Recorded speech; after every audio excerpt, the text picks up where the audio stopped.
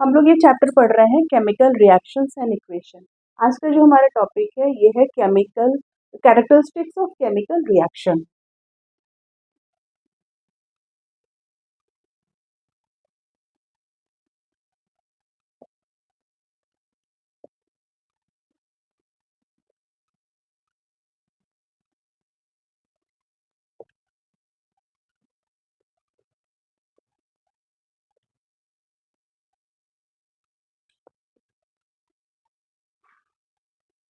Chemical reactions के क्या क्या कैरेक्टर्स है आज इस टॉपिक में हम लोग स्टडी करेंगे। जो फर्स्ट हमारा टॉपिक है, इसका फर्स्ट पॉइंट है that is evolution of gas.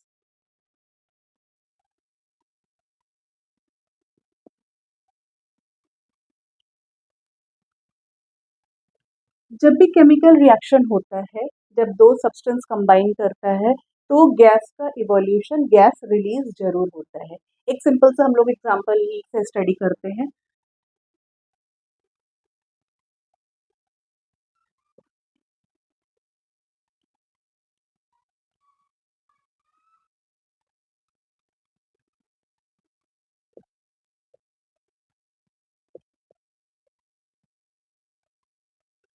Zinc granules को हमने मिलाया डाइल्यूट सल्फ्यूरिक एसिड के साथ, तो ये क्या हमारा बना, जिंक सल्फेट बना और हाइड्रोजन गैस रिलीज हुआ। ये जो एरो अपवर्ड दिखाता है ये मतलब गैस रिलीज हो रहा है अपवर्ड डायरेक्शन में।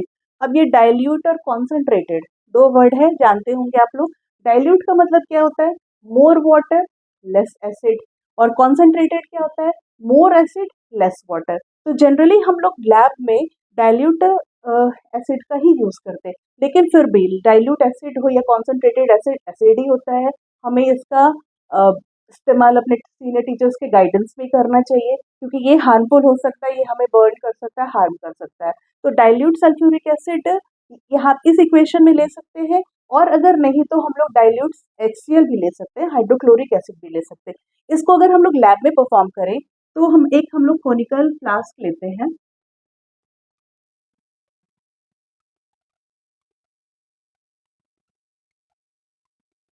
ये कोनिकल फ्लास्क है, इसमें हमने जिंक ग्रेन्यूल्स को डाल दिया और डाइल्यूट H2SO4 इसमें मिक्स किया। ये हमारा जिंक ग्रेन्यूल हुआ,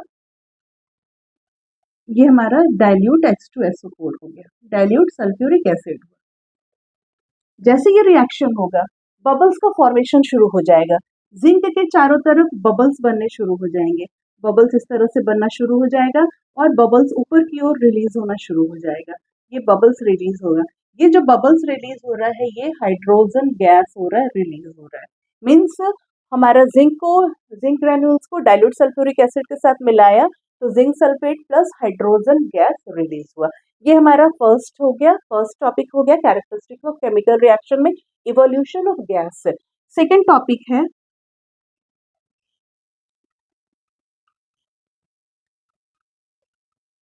change in state. Change in state second topic में क्या होता है कि जैसे हमने सिंपल से एक वैक्स हम लोग कैंडल बर्न करते हैं। कैंडल हमारा क्या है, सॉलिड है। जब इसको हम लोग बर्न करते हैं तो ये क्या मेल्ट करता है, मेल्टेड कैंडल होता है, मेल्टेड वैक्स होता है, वो लिक्विड फॉर्म में होता है। और साथ साथ जो फ्यूम्स निकलते हैं दैट इज कार्बन डाइऑक्साइड। तो एक सॉलिड जो है वो लिक्विड और गैसेस दोनों में कन्वर्ट हो रहा है। मीन्स यहाँ पे अगर हम लोग वैक्स लेते हैं तो वैक्स ये हमारा सॉलिड है, इसको हम लोग बर्न करते हैं तो ये हमारा मेल्टेड मेल्टेड वैक्स हो गया, that is liquid plus carbon dioxide gas release होता है, दैट इज गैसेस फॉर्म। तो यहाँ पे हमने देखा, हमने तो सॉलिड वैक्स था उसको हीट किया, डेल्टा इसको हीट भी कह सकते हैं, ट्रायंगल भी साइन का, जैसे हीट हमें लिखना है तो हम हीट लिखे, अदरवाइज हम ट्रायंगल का साइन जिसको हम लोग डेल्टा भी कहते हैं। तो वैक्स को हमने हीट किया तो मेल्टेड वैक्स लिक्विड के फॉर्म में आ गया, और हमारा कार्बन डाइऑक्साइड गैस जो है वो कार्बन डाइऑक्साइड जो है वो गैसेस के फॉर्म में आया। तो इस रिएक्शन में हम लोग देख रहे हैं कि स्टेट का चेंज हो रहा है, मीन सॉलिड जो है वो लिक्विड और गैसेस दोनों में कन्वर्ट हो रहा है। थर्ड टॉपिक है हमारा change in colour.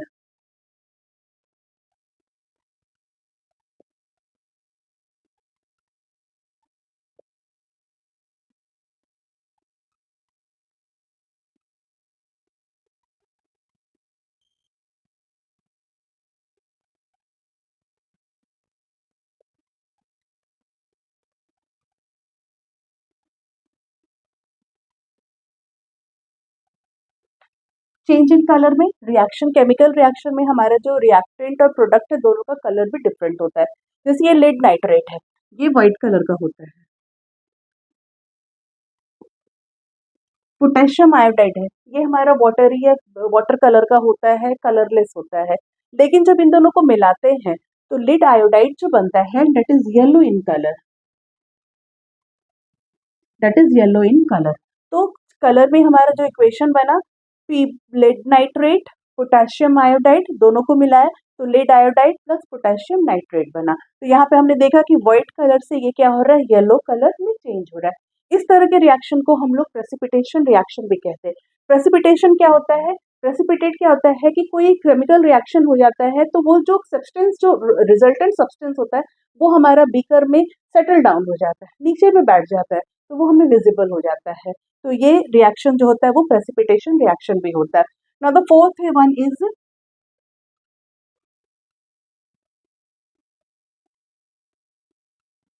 Change in temperature.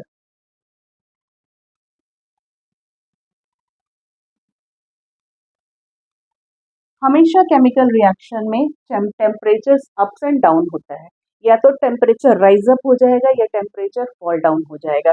तो इसके लिए टेम्परेचर, जैसे हमने फर्स्ट जो हमारा इक्वेशन था, जिंक प्लस H2SO4,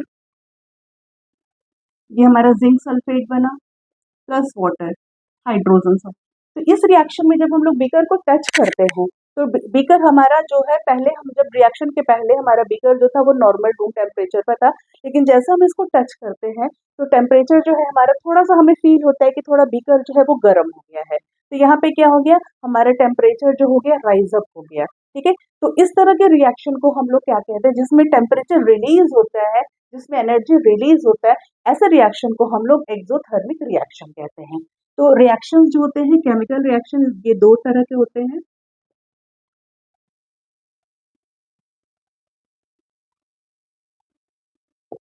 इसको दो पार्ट्स में डिवाइड किया गया है।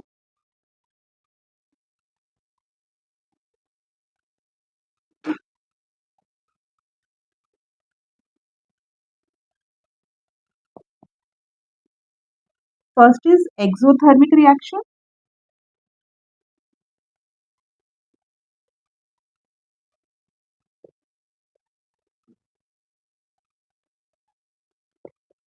Know the next, now the second one is endothermic reaction. Exothermic reaction में क्या होता है, टेम्परेचर रिलीज होता है, मीन्स टेम्परेचर राइज अप होता है, टेम्परेचर राइज अप हो गया।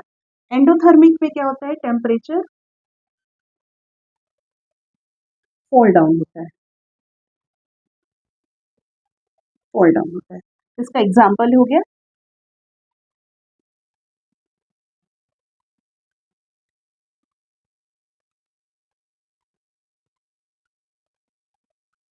इसमें टेम्परेचर जो हो गया गर्म हो गया, हार्ड राइज अप हो जाता है। और एंडोथर्मिक में क्या हो गया,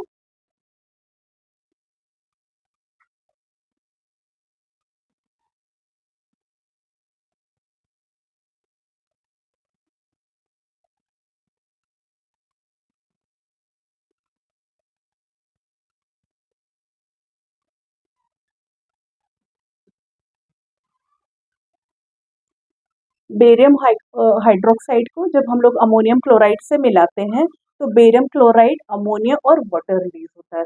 इस केस में क्या होता है, टेम्परेचर जो होता है वो फॉल डाउन होता है। मीन्स इस अगर हम लोग ये दोनों जब बीकर में मिलाते हैं तो टेम्परेचर हमारा बीकर जो है वो थोड़ा सा गर्म लगेगा, जैसे रिएक्शन होगा हमारा बीकर जो होता है वो थोड़ा नॉर्मल हो जाता है, थोड़ा सा ठंडा हो जाता है।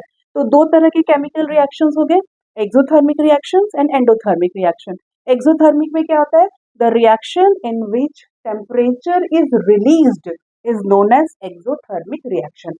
और एंडोथर्मिक में क्या होता है, the reaction in which heat और एनर्जी इज एब्जॉर्ब्ड, जहाँ पे एब्जॉर्ब्ड हो गया उसको हम लोग एंडोथर्मिक रिएक्शन कहते हैं। और यहाँ पे हीट जो एनर्जी है ये रिलीज होता है तो उसको एक्सो कहते हैं। एक्सो मतलब एनर्जी रिलीज हो गया, हीट रिलीज हो गया। एंडो मतलब एनर्जी का एब्जॉर्प्शन हो गया, हीट का एब्जॉर्प्शन हो गया। अब एक इम्पॉर्टेंट क्वेश्चन आता है कि why respiration is called exothermic reaction.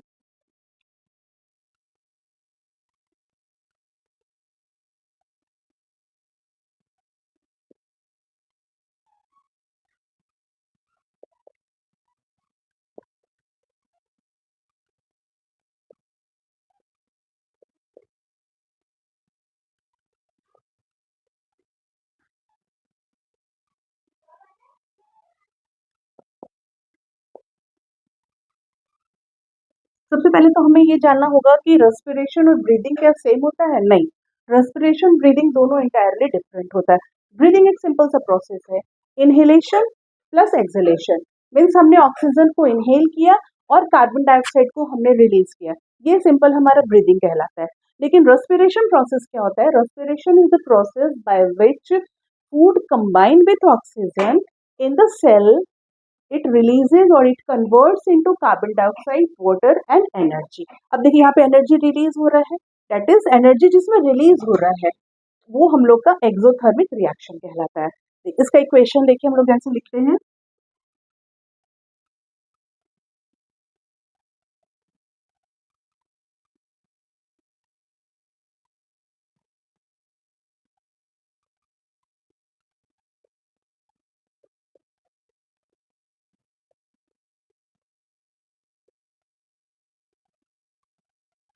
Respiration में क्या हो गया, ये हमारा ग्लूकोज है,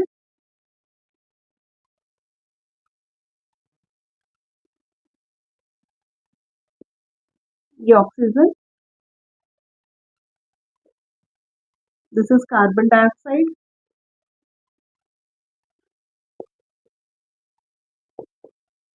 दिस इज वाटर,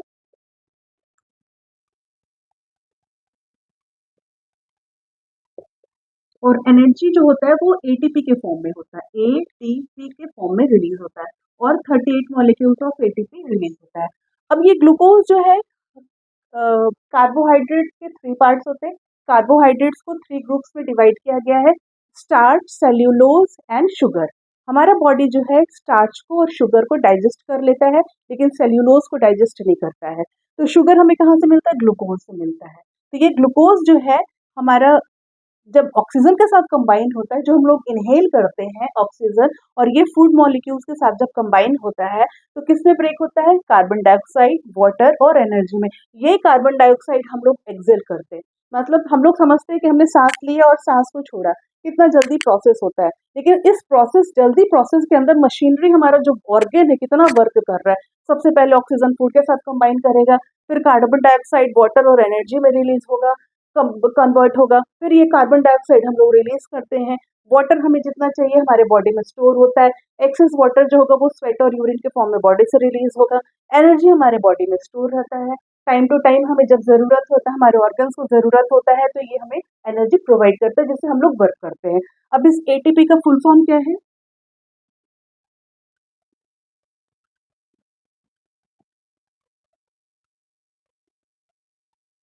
एडिनोसिन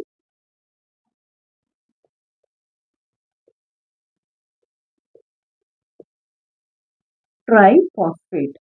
ये एडिनोसिन ट्राइफॉस्फेट जो है, ये एनर्जी जो है हमारे बॉडी में स्टोर रहता है, और ये टाइम टू टाइम हमें वर्क करने में, हमें ऑर्गन्स को हमारे वर्क करने में हमें हेल्प करता है।